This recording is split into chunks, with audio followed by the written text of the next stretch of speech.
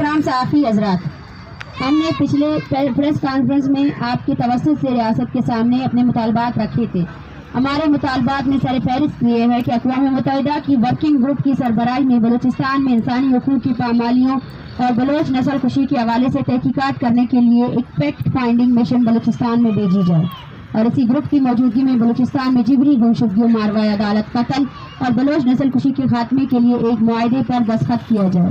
ہمارے ان مطالبات کو لے کر میڈیا کے ذریعے ابہام پیدا کرنے کی کوشش کی جا رہی ہے۔ ہمارے پاس اپنے ان مطالبات کے حوالے سے مکمل جائزہ دلیل موجود ہے اور ہم اپنے ان مطالبات سے کسی بھی صورت پیچھے نہیں ہٹیں گے۔ ہم سمجھتے ہیں کہ ریاست کی فوج اور خفیہ ادارے گزشتہ 70 سالوں سے براہ راست بلوچستان میں انسانی حقوق کی پامالیوں اور بلوچ نسل کشی میں ملوث ہے، تو ان 75 سالوں میں ریاست کے باقی ادارے، پارلیمنٹ، عدلیہ اور انتظامیہ نے انسانی حقوق کی پامالیوں اور بلوچ نسل کشی کے روکنے میں کیا کردار ادا کیا تھا؟ ان 75 سالوں میں نسل کشی کا سلسلہ نہیں رکا، بلکہ دن بدن اس میں اضافہ ہوتا جا رہا ہے، جبکہ اس نسل کشی کے خلاف کم از کم گزشتہ 2 دہائیوں سے بلوچ تسلسل کے ساتھ سراپا احتجاج ہے۔ کبھی لانگ مارچ، کبھی مظاہرے، کبھی ہڑتال، کبھی دھرنا، اور گزشتہ 15 سالوں میں جبری گمشدگیوں کے خلاف voice for Baloch missing persons کا کیمپ بدستور جاری ہے۔ ان 2 دہائیوں کے دوران متعدد نام نہاد کمیشنز اور کمیٹیاں بنائی گئیں، لیکن بلوچ نسل کشی اور بلوچستان میں انسانی حقوق کی پامالیاں بند نہیں ہوئی، اور 2 دہائیوں کے دوران بلوچستان نے اس ریاست کا کوئی بھی دروازہ خالی نہیں چھوڑا۔ سپریم کورٹ سے لے کر پارلیمنٹ تک ہر در و دروازے پر دستک دیے، اپیل کی، قانونی اور آئینی طریقہ کار اپنائے، لیکن یہ ریاست اپنی پرتشدد رویوں کو تبدیل کرنے کے لیے تیار نہیں ہے۔ تو اس صورتحال میں ہم اقوام متحدہ سے اپیل نہیں کریں تو کس سے کریں؟ آپ ہمیں بتائیں ہم کون سا طریقہ کار اختیار کریں؟ اگر کوئی ایسا طریقہ کار جس سے بلوچ نسل کشی ختم ہو سکتی ہے تو ہمیں بتائیں، ہم اختیار کرنے کو تیار ہیں۔ جبکہ دوسری بات یہ ہے کہ پاکستان اقوام متحدہ کا رکن ملک ہے اور ہیومن رائٹس چارٹر پر پاکستان بحیثیت ریاست کے دستخط موجود ہیں۔ ہیومن رائٹس کے چارٹر کے مطابق ہر شہری کے انسانی حقوق کے تحفظ کی مکمل ذمہ داری ریاست کی ہے، لیکن یہاں ریاست خود اپنے شہریوں کی انسانی حقوق کو پامال کر رہا ہے۔ تو اس صورتحال میں ہمارا یون سے مطالبہ بالکل جائز، آئینی اور قانونی ہے، جس پر ہم قائم ہیں اور اپنے مطالبات کی منظوری تک قائم رہیں گے۔ صحافی حضرات، ہمیں ہمارے اس لانگ مارچ کو شروع دن سے ریاست کی طرف سے پرتشدد رویے اور پالیسیوں کا سامنا رہا ہے۔ بلوچستان کے جس علاقے سے لانگ مارچ گزرا ہے یا لانگ مارچ کی حمایت میں پرامن مظاہرے ہوئے ہیں، وہاں ہمارے مارچ کے شرکاء اور علاقہ مکینوں پر جعلی FIR درج کیے گئے ہیں۔ ہمیں مدد کرنے والے لوگوں کو ہراساں کیا جا رہا ہے اور دھمکیاں دی جا رہی ہے، جبکہ تربت اور کولو میں ہمارے پرامن مارچ میں شرکت کرنے والے 44 سرکاری ملازمین کو نوکریوں سے معطل کیا گیا ہے۔ اس مارچ کے آغاز میں جب پشتون رہنما منظور پشتین تربت شہید فدا چوک پر جاری دھرنے میں اظہار یکجہتی کے لیے آ رہے تھے تو انہیں بھی راستے میں گرفتار کیا گیا، جو آج تک غیر قانونی طور پر پابند سلاسل ہے۔ ہمارے پرامن دھرنے کے حوالے سے ریاست کا پرتشدد رویہ برقرار تھا کہ 2 دن قبل نگراں وزیر اعظم کا پریس کانفرنس کی توسط سے جبری گمشدگیوں کے شکار افراد کو دہشت گرد کہنا، لواحقین کی توہین اور مارچ کے شرکاء سے دھمکی آویز لہجے میں مخاطب ہونا، ہمارے دھرنے کو کوریج دینے والے صحافی حضرات اور ہمارے لیے آواز اٹھانے والے شہریوں کی توہین کرنا ہمارے پرامن دھرنے پر ایک ریاستی حملہ تھا۔ ہم یہ واضح کرتے چلے کہ وزیر اعظم کی پریس کانفرنس کے بعد کل صبح سے اسلام آباد پولیس کا رویہ حد سے زیادہ جارحانہ اور فاشزم پر مبنی ہے، اور اسلام آباد پولیس ہمارے دوستوں کی پروفائلنگ کر رہی ہے اور باقاعدہ واضح الفاظ میں ہمارے دوستوں کو کہا جا رہا ہے کہ ہم آپ کو بعد میں دیکھ لیں گے۔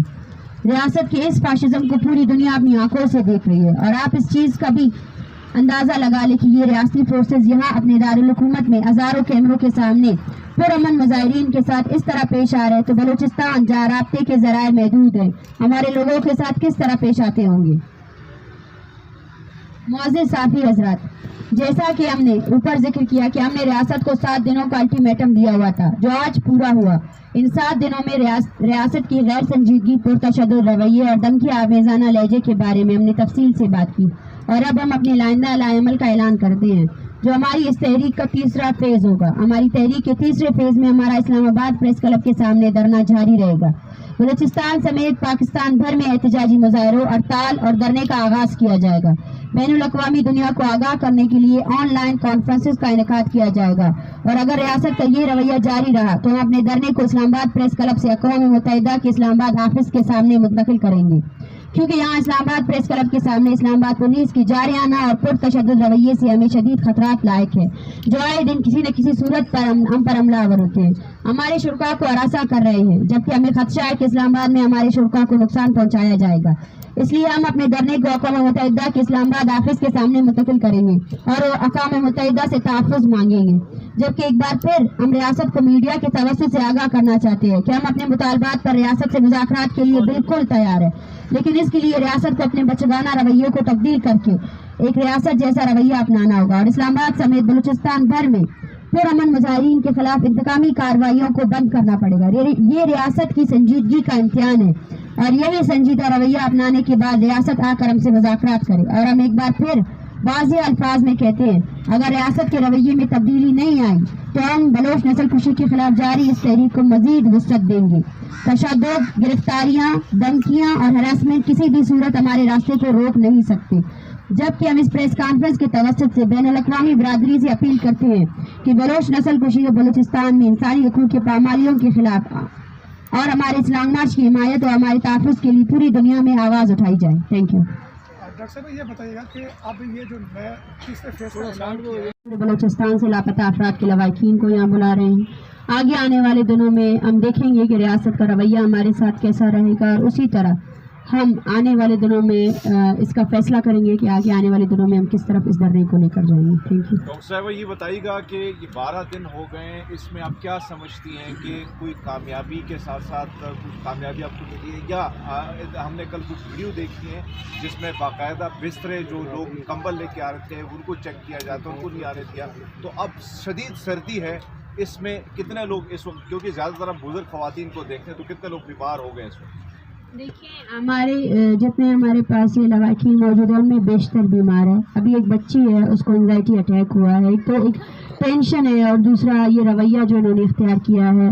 بوڑھی عورتیں ہمارے پاس ہے، چیسٹ انفیکشن کے ان کو ہے اور بلڈ پریشر ہے، اسٹریس بھی ہے اور موسم بھی اس طرح نہیں ہے، تو آنے والے دنوں میں شاید حالات سخت ہو سکتے ہیں، لیکن ہمیں لگتا ہے کہ ہمارا حوصلہ پست نہیں ہوگا، کیونکہ یہ ان ماؤں کا فیصلہ ہے کہ وہ یہاں بیٹھے رہیں گے۔ وہ 14 سال سے اپنے بیٹوں کا انتظار کر رہے ہیں، اس تحریک کا حصہ رہے ہیں۔ آنے والے دنوں میں اگر ان میں سے کسی کی طبیعت خراب ہو جاتی ہے یا ان میں سے کسی کو نقصان پہنچتا ہے تو اس کی ذمہ داری اور اس کے قاتل بھی ریاست ہی ہوگی۔ ڈاکٹر صاحب یہ بتائیے گا کہ انوار الحق کاکڑ صاحب نے تو اب صحافیوں کو دھمکی دے دی ہے کہ آپ جا کے BLA جوائن کر لیں یا BNA جوائن کر لیں، ایک تو اس پر کمنٹ کیجیے گا، دوسرا ساتھ ساتھ یہ بھی بتائیں کہ جو یوتھ آپ کی یہاں سے گرفتار ہوئی ہے کیا وہ رہا ہوئے ہیں ابھی تک، یا وہ ابھی تک گرفتار ہیں؟ جی نہیں، جو لوگ گرفتار ہوئے تھے ان کو رہا کیا گیا ہے، لیکن ان کو مسلسل طور پر ہراساں کیا جا رہا ہے۔ SP کوئی فاروق نیازی ہے، انہوں نے باقاعدہ ان کے NIC بھی لیے ہیں اور سامنے میڈیا کے سامنے بھی ان کو یہ کہا جا رہا ہے کہ ہم آپ کو بعد میں دیکھ لیں گے۔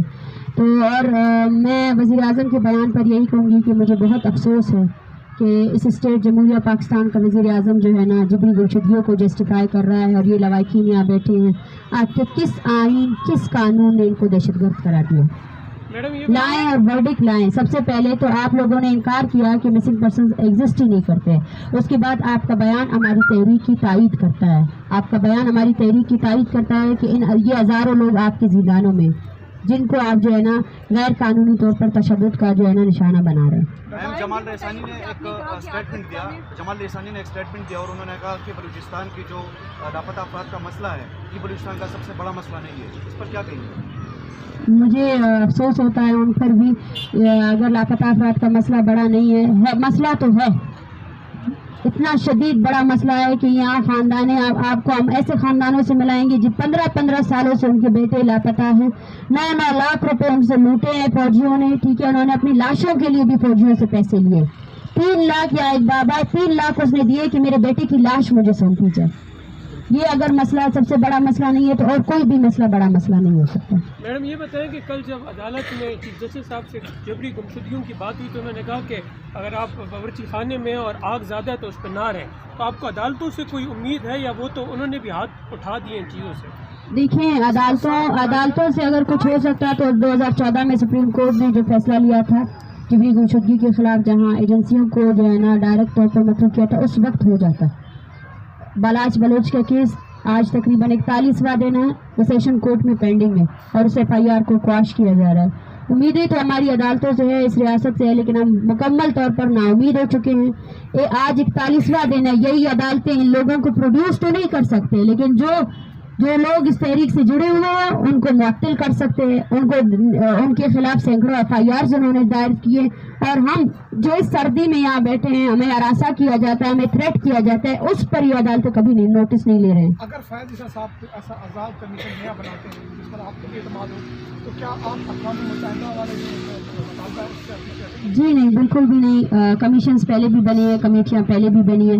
सबसे पहले पुराने कमीशंस का एहतसाब किया जाए, और हमारा पहला मुतालबा, सबसे अहम मुतालबा है, हम इससे पीछे नहीं हटेंगे। जस्टिस फैज ईसा से पहले भी बहुत से सुप्रीम कोर्ट के जजेस आए हैं, और ये अदारे इन्होंने हमें इंसाफ नहीं दिया। अगर वो इंसाफ दे सकते हैं तो सुमोटो नोटिस लेकर इन तमाम को जो है ना रिहा कर दे, और जिबरी गुमशुदगी पर पाबंदी आयद करे। 40 दिनों के दौरान 20 लोग जिबरी गुमशुदा हुए हैं, 20 लोगों को गुमशुदा किया गया एक्स्ट्राजुडिशली। 38 से अबव लोगों को CTD ने एक्स्ट्राजुडिशली मारा है। सबसे पहले उस पर नोटिस लिया जाए, फिर कमीशन बनाई जाए। कमीशनें बनाना, कमेटियाँ बनाना, मेरे ख्याल से ये बेख्तियारी की एक अलामत है। सारे शवाहिद आपके पास मौजूद है, फिर कमीशन बनाने का क्या फ़ायदा? इन लोगों के केसेस आपकी अदालतों में हैं, आपकी अदालतों ने प्रोडक्शन ऑर्डर्स जारी किए हैं, आप उन प्रोडक्शन ऑर्डर्स पर अमल दरामद क्यों नहीं करवा सकते? अभी क्या कमीशन बनवाना है? अभी क्या कमीशन बनाना? हम सबूत लेकर आए आपके सामने, इनके प्यारे नहीं है, इस पर क्या कमीशन बनाएंगे आप? मैडम, गरीदा फरूकी ने आपकी वीडियो क्वालिटी और ट्विटर रीच पे तनकीद की है कि इनको बहुत बड़ी सपोर्ट है, इस पे क्या कहेंगे आप? देखिए, मैं उनसे यही कहूँगी कि हमें अफसोस भी होता है और इस बात की खुशी भी है कि हमने आपको इरिटेट किया हुआ है, और हमारी आवाम हमारी सबसे बड़ी ताकत है। हमारे पास जो हमारे रिसोर्सेज हैं वो वही लोग हैं जिनको आपके लोग जो है ना धमका रहे हैं, हमको डायरेक्ट बोल रहे हैं कि हम आपको देख लेंगे। और हमारी ट्विटर रीच हमारे बयानिए की वजह से है। हमारा बयानिया जो है ना एक क्लियर बयानिया है। हम कत्ल गारत के खिलाफ निकले, हम उस नस्ल खुशी के खिलाफ निकले हैं जिसको आप जस्टिफाई कर रहे थे, क्योंकि यहाँ हर इंसान का ख़ानदान होता है, हर इंसान के जो है ना जज्बात होते हैं। जो हम बयानिया लेकर आए हैं वो इंसानियत पर मबनी है, और इस इंसानियत के बयानिए को लोगों ने उठाया है। Thank you. निगरान वज़ीर-ए-आज़म का बयान आपके सामने है, वो उनके बयान से नहीं लग रहा कि वो मुज़ाकरात के लिए तैयार है। आप किन लोगों से मुज़ाकरात करेंगे? देखिए, हम फिर से कह रहे हैं मुज़ाकरात के लिए तैयार है, ये पर उन पर डिपेंड करता है कि वो कब हमारे साथ मुज़ाकरात करेंगे। इसी वजह से हमारे जो इस तहरीक है इसके 2 पॉइंट्स बहुत ज़्यादा अहमियत के हामिल है, जिसमें हम UN की वर्किंग कमेटी को बुलाना चाहते हैं। वज़ीर आज़म के बयान के बाद ये पूरी दुनिया इस बात की गवाह रहेगी कि किस तरह जिबरी गुमशुदगी के इतने बड़े संगीन मसले को इस स्टेट का वज़ीर आज़म भी जस्टिफाई कर रहा है। Thank you very much.